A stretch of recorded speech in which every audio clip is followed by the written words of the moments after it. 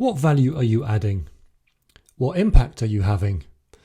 What's the ROI of your employer branding and talent marketing efforts?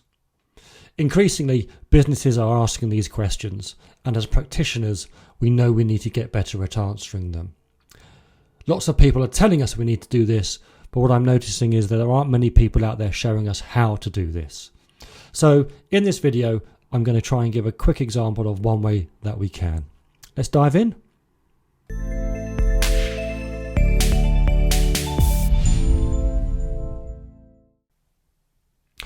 So the example I'm going to use here is trying to justify and ask for budget with regards to an advocacy program you might want to invest in. And what I'm going to demonstrate in a moment is an AI tool I've used, which I've built, where I can punch in the numbers and it spits out a finance model with a narrative that I can go back to leaders and the purse string holders and ask for budget with a forecast of how I think it will help the business save costs. And on that, I think it's quite important just to take a bit of a step back and get to the basics around ROI, what it is and what it isn't. Now, some people may roll their eyes at this. Apologies if it's really too basic for some. Feel free to skip forward to the good bit and when I show the tool being used. But for those who are hanging around, I think it's really worth pointing out. And this is because when I see lots of people talking about ROI and finances on LinkedIn or at conferences to do with employer branding and talent marketing, where I get slightly frustrated is when they answer these questions about demonstrating ROI, but those answers don't include anything financial. Now, ROI is a business metric. It is to do with finance. And if you take the literal definition, ROI is a calculation that shows a financial return, as demonstrated here with my graphic on this slide, or it shows a cost saving. And employer branding and talent marketing, it's much easier for us to show the latter. So the example I'm going to show is just that. I want to invest some money to do something, and the cost saving I think it will generate compared to a previous activity that we've done in the past, I think is worth justifying the investment that I'm asking for. So just wanted to get that little bee out of my bonnet. Is a financial calculation. It is a business metric. If you're talking about the other benefits of what you're doing around brand sentiment and brand awareness, that's absolutely fine, but that's a cost benefit. It's not ROI. It's more, and it's still important, but if you're talking about ROI and you're talking to a finance director or the CFO, their literal definition of ROI and their expectation of what your answer should include is something financial answered as a percentage.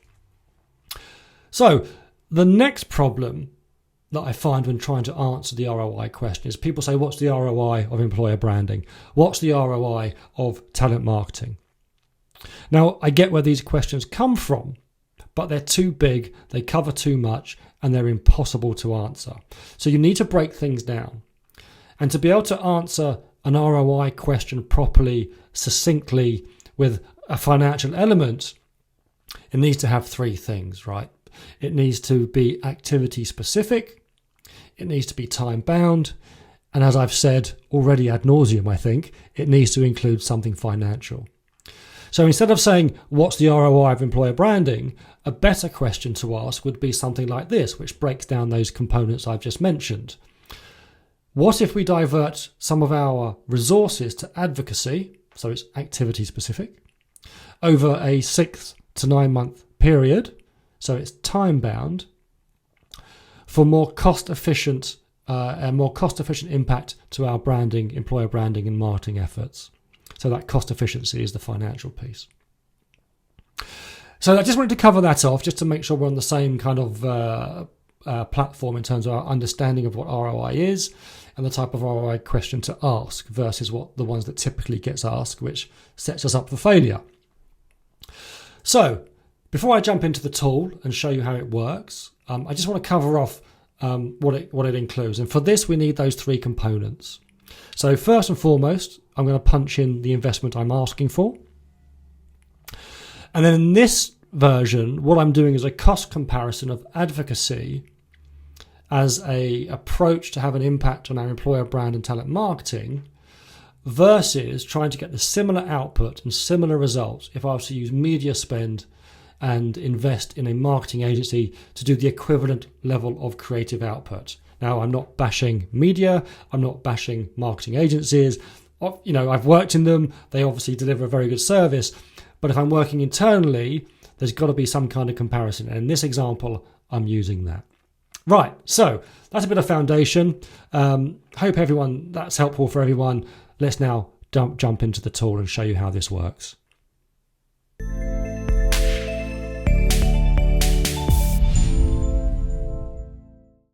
Okay, so let me introduce you to the Employee Advocacy Business Case Calculator. A name I think rolls nicely off the tongue. Hopefully you'll agree. Anyway, I've built this using an online tool. It's free to use. It's called partyrock.aws. I strongly recommend you go and have a play with this. It helps you build kind of AI apps in a really kind of user-friendly, intuitive way. Really simple to use. There's a little bit of a learning curve, but look, if I can do it, I'm sure most people watching this can. And what I've built is a tool that will ask you for questions, which will then help spit out a business case and a finance model in a way that you can either copy and paste it and put it into a presentation, or you can rehearse kind of the lines it throws out, so you can then go and have a conversation with people or a person about some budget that you're looking to get. So I'm going to take you through it. It asks you to punch in the parameters. Now, with all of these parameters, if you look in the field boxes, there's actually some copy there which gives you a steer on what you might want to include if the data that it asks you for isn't to hand, or you don't know it, or you may not have experience of media or content performance, or you might not understand or know what content creation costs if you were to go to a marketing agency. So that's hopefully all taken care of, and it gives you some averages that you might want to throw in if you don't know or don't have that information to hand. So let's go on with it. You'll notice at the top, I'm going to regret calling it this, don't hate me. But if you don't have the information and you're not sure about the averages that I've provided in the prompts in kind of the field boxes, then you can come to the aptly named BenBot. Don't judge me. And you can ask it, for example, what's the average reach on LinkedIn, if that's the question you want to ask. And it will give you averages. I think it's built on OpenAI's LLM, large language model. In fact, I'm pretty certain it is. So it should give you stuff that's quite accurate. Okay, so I'm going to go through some numbers. Now, I'm making these numbers up, but this is what I was building in my previous company, unfortunately, before the redundancies hit for myself and a large volume of my peers and colleagues. So with all of these things, you'll have to punch in your own numbers. And if you want this tool or you want advice on how to kind of build one yourself, drop me a note in the comments or DM me and I'll happily help you whilst I've got some time on my hands. So, first question, based on what I said earlier about the components you need to build an ROI, what are you planning to invest? So, say for example, you've identified some technology that's going to cost you, finger in the air, let's call it $50,000. Might be more, might be less. Then for argument's sake, let's say you are going to need someone to run a pilot, because that's how I framed this in my last company. We were going to do a pilot. You want someone to run this pilot, and it might be half of a full-time employee's time because, advocacy is not easy. It's hard work. You need people to coordinate it, plan it, look for the advocates, engage with them, train them, onboard them, follow up with them, make sure they're okay, and that continual feedback loop. So it's never easy. It's usually in some cases, it can be a person's full-time job. But let's say you've got someone who's maybe on 50, 60 grand a year, and you're going to decide that half of their time is going to be dedicated to getting this pilot out the ground over the next 6 to 9 months. So $50,000 for the tech, $25,000 or pounds for a person's time. Let's just say, for argument's sake, this turns out to be $75,000. Okay, about your advocates. Now, I was framing this as a pilot. With all these types of things, using kind of product design thinking language, you want to start with an MVP, a minimal viable product, and phase it out. So the first phase will be the minimize phase. Do some testing, do some learning, get some feedback. Then you can start to standardize what you want to do. And then once you've standardized, you can optimize. Now, however long that takes will be dependent on your situation and your scale, etc. But we were going for a pilot of 30 advocates. And we worked out that on average, just using LinkedIn, again, keeping it really simple, MVP, that if you look at people's connections and followers on LinkedIn, they tend to have about, on average, 750 each. And we wanted people, but the aim was to get these people to generate 2 bits of user-generated content per month. Again, you may think that's unrealistic. Others might think that's so low, too low. But again, you would punch in your own numbers. This is just what the data I was working with. So, firstly, we need to understand the cost equivalent of creating this much content if we were to engage with a marketing agency to do so on a retainer. Now, I appreciate you may not have this information to hand. As I said at the start of this section, there are prompts within all of these fields that give you an indication of what you might want to put in there.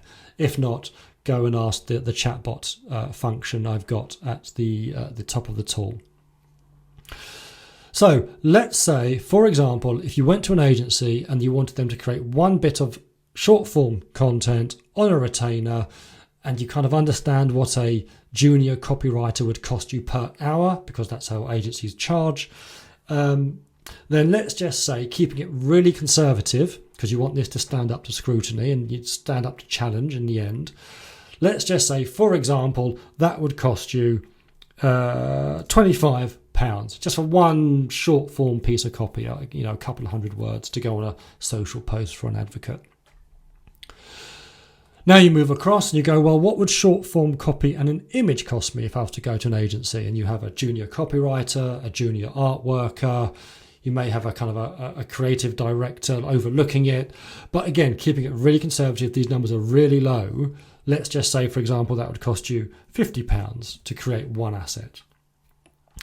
Same for video. This is a tricky one, because for an agency to come and create video, lug all the equipment, take it back to HQ, process it, edit it, production, all that kind of stuff could cost thousands.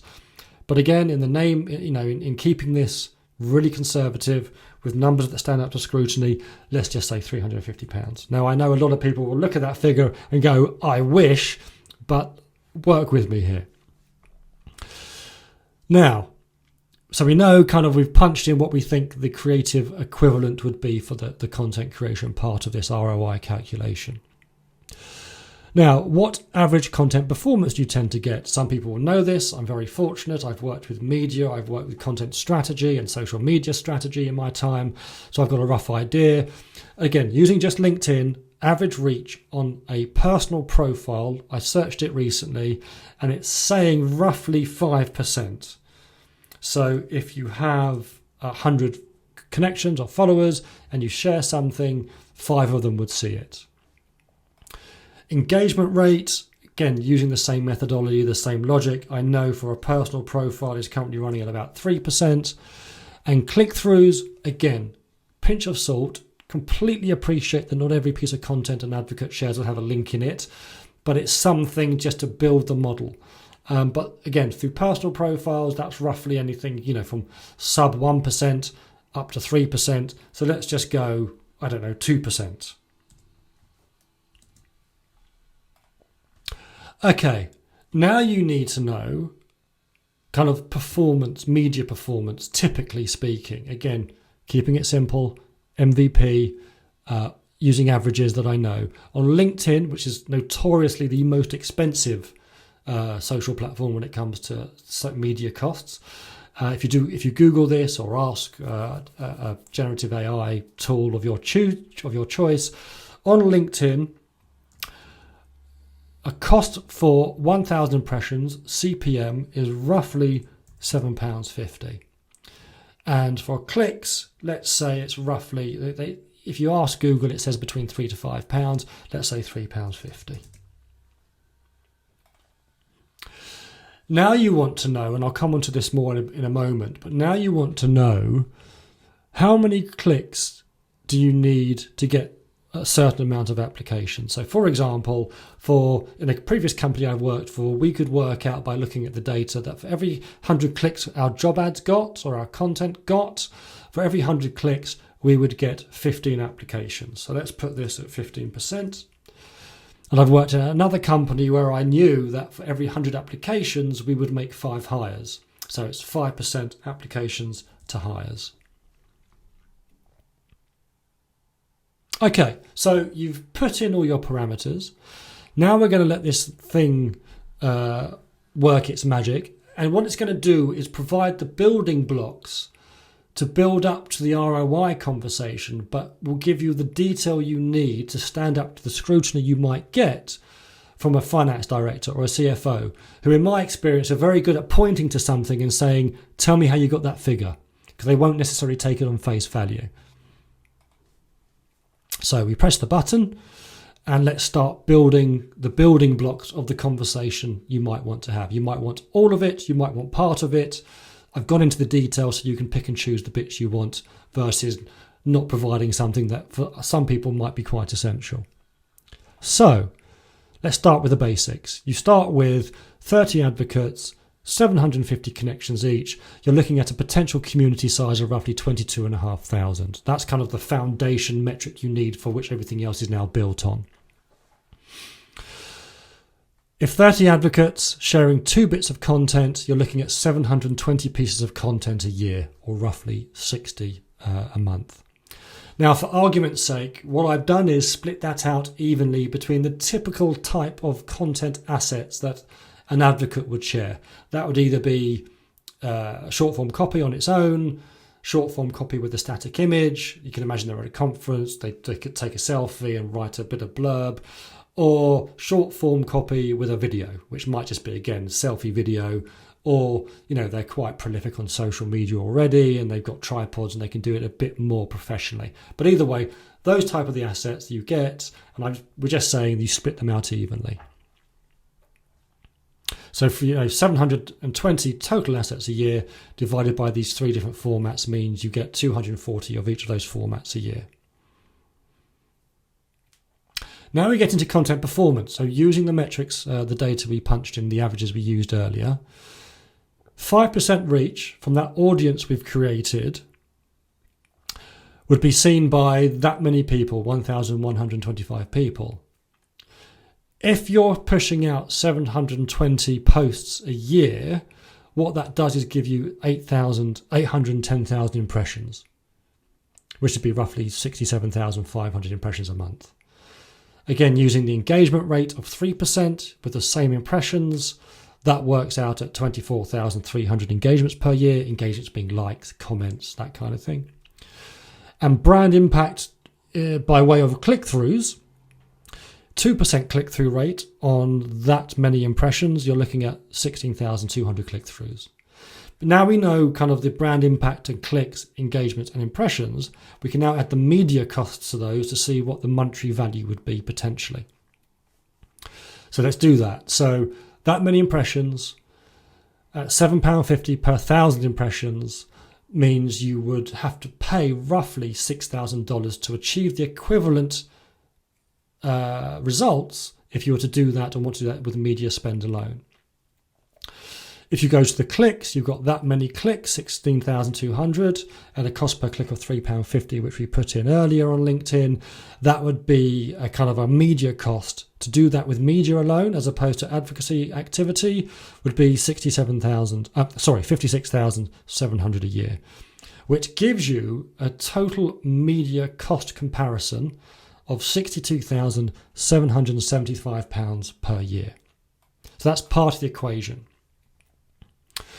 Now let's go on to the yearly content production costs. So 240 short form posts created by an agency using the numbers we used earlier would cost you roughly £6,000 a year. For the image and copy, you're looking at £12,000 a year. And for the video, bearing in mind, this is really conservative numbers. We're talking about 30 advocates, 750 connections each, doing 2 bits of content a month. This is tiny compared to some advocacy programs I know out there where you've got hundreds of advocates doing this stuff. But back to the video. So 240 videos, roughly £350 each through an agency would cost you £84,000 a year. So to do that volume of content, to engage with an agency on a retainer per annum would be roughly £100,000. Now, I've spoken to lots of people in client side at the moment, and that is about what we're talking about. I know one who's paying almost double that for purely for a content retainer. I know someone else who's paying less than that, maybe half or three quarters of that. So this, from a content retainer in a large enterprise, is not beyond the realms of kind of reality. Now, I always do this next bit with a massive caveat. Advocacy is a branding play. It's to get brand awareness, brand affinity, brand association. It is not necessarily a direct response, direct hiring play. But I understand that knowledge and that understanding can be quite muddy when you're speaking to TA leaders or HR leaders. They want everything to come down to the bottom line, which in the context of recruitment is making a hire. Have you made me hires? The difficult conversation is that long form, lofty branding, awareness, building relationships. We know that's what branding is about, but it can be a bit too fluffy for those more kind of hard-nosed TA leaders that just want to know, are you making me hires? And if so, when and at what cost? So I wouldn't use this, but I've included it just so you can paint that picture should you want to. But if anything, this is a secondary... Oh, excuse me, got a bit excited. This would be a secondary objective. The primary objective of advocacy is around brand and awareness and the cost of that and the cost saving of doing it through advocacy than media and agency content creation. But to feed that beast, which I know is hungry, if you had 15% application rate from that many clicks, which we've just worked out, you're looking at applications of roughly 2,500 a year if you have 30 advocates doing 2 posts a month with the 750 network. Now, if you make 5% applications from hires, from that many applications, you're potentially looking at 121, 122 hires a year. Now, this is a huge grain of salt because we know there's a lot that can kind of get in the way of that happening. But using these numbers, that's what it spits out. That's how it could potentially work. And it could give you something to satisfy that need for some TA leaders to tell them, look, we're not doing this for love. At some point, I need some hires and some applications. What are we looking at?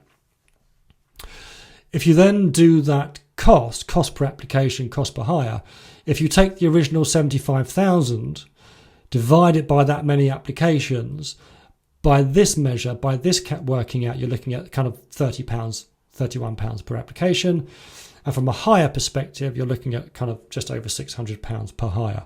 Again, I understand that is very tenuous, but it is something to start the conversation. You could sit down with your TA leaders, punch in the numbers they're more comfortable with based on the data they have at their fingertips, and create something that everyone is happy with and would stand up to scrutiny to make people comfortable that what you're saying isn't just kind of a pipe dream. Now we get to the ROI, the punchline. If you've got this far, thank you for hanging around. I hope you're finding it useful. So you take everything that we've just thrown into the machine, and what we've worked out is from a cost-saving impact equivalent from achieving that brand engagement, impressions, clicks, that kind of thing. To do that with media and to do that with an agency to create the content would cost you £165,000, roughly £164,775. You've asked for an investment of £75,000 to begin with. And this is where now the ROI calculation that I showed at the earlier slide about it being a financial mathematical equation which spits out a percentage answer.